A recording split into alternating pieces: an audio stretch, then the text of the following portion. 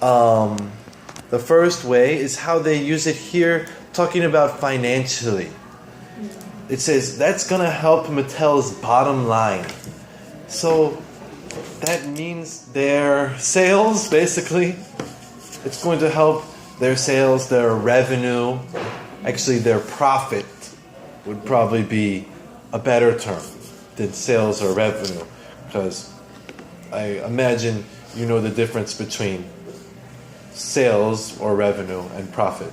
Profit equals revenue minus expenses, right? So profit is the bottom line. It's talking about like on the paper, you know, your financial statements, the bottom line is the last one. Yeah. Your how much money you made. Even if you have a telephone bill, you know, it's your first charge minus this, plus this, minus this, minus this, minus this. Final charge is the bottom line. Kind of means your total profit or your total money that you owe or something like that. It can be used financially like that. It says, and the way they use it is good. That's going to help their bottom line. Something used with a company more so than an individual. That's going to help my bottom line. I would only really say that if I'm a CEO or I have some startup company, right? Yeah. You're using it to talk about a company, not so much a person. Can you use this word as meaning of conclusion? Exactly. That's the second meaning that it has, which is probably more common. And meaning like in conclusion, or the main point is, and that can be used in so many different various situations. Maybe I have girlfriend, but I want to break up. So a very common, I don't know about in Korea, but very common expression in America when you want to break up, let's just be friends. Right? So I could tell her, yeah, I really like you, blah, blah, blah, blah, blah, blah, blah, blah. But the bottom line is, I just want to be friends. The bottom line is, I only like you as a friend. Like that, meaning, you know, here's many reasons. The bottom line is, in conclusion, the main point. And that's going to be more common, I think, than this financial way to see it. Number 2, slump. Again, this kind of has two meanings. They're more related. It can be financially. Again, financially, to be in a slump for a company means their sales are down, their profit is down, they are in a slump. Talking about money, financially.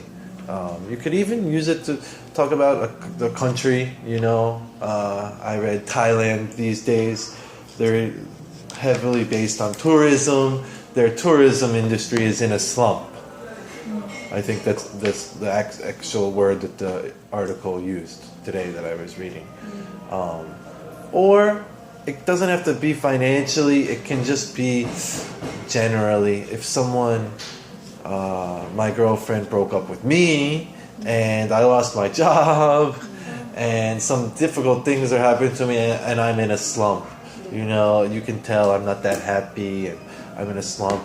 It's used in sports quite often. If you like baseball, you know, they say he's in a hitting slump. Normally, he hits many home runs and he hits very well. But for 1 or 2 months, not just one day, you know, it is a prolonged period. There is no set time limit, but it's not just one day.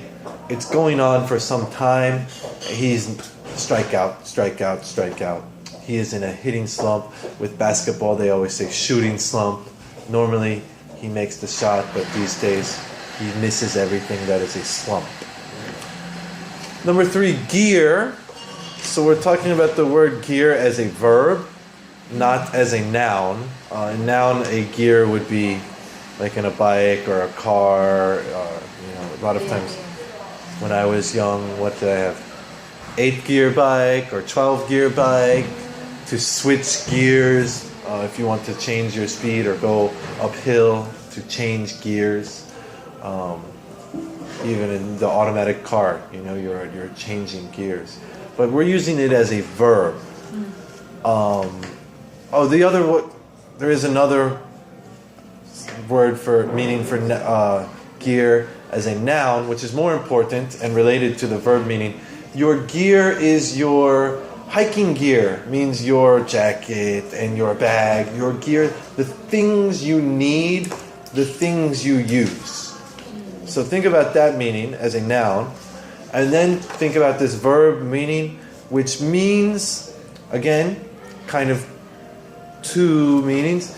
To gear up, a lot of times you have it with gear up, means to get my things ready, to prepare.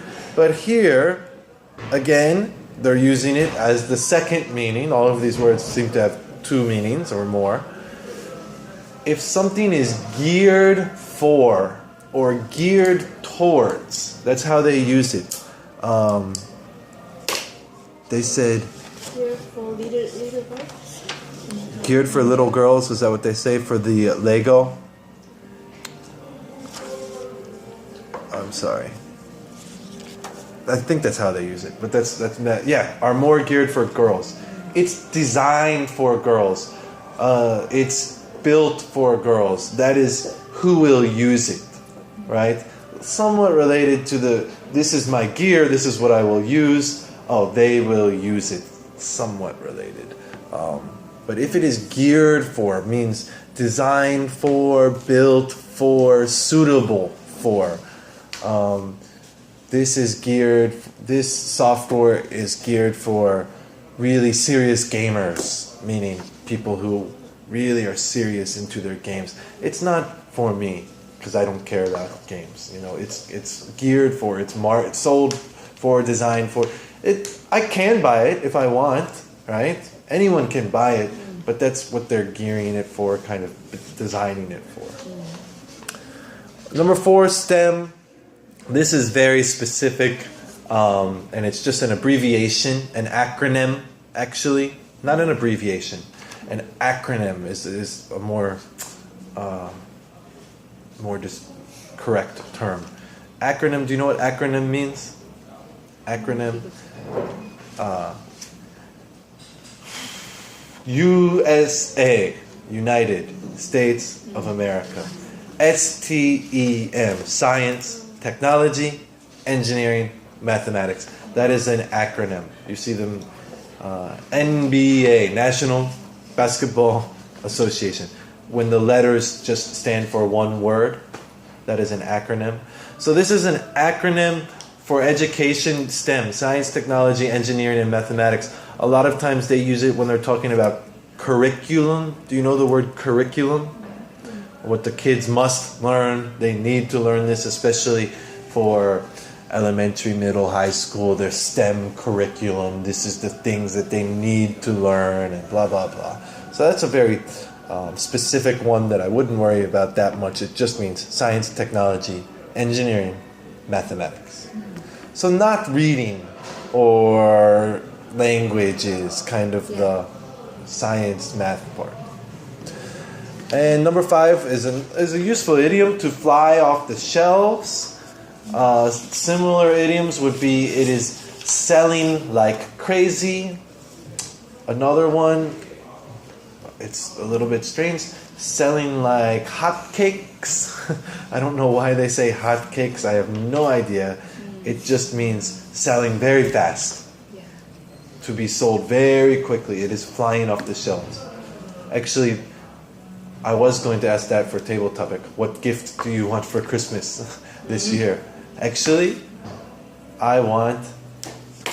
they released kind of Nintendo Classic. It's the retail price is not expensive, just $80. And it is the original Nintendo that was released in 1990 or something like that.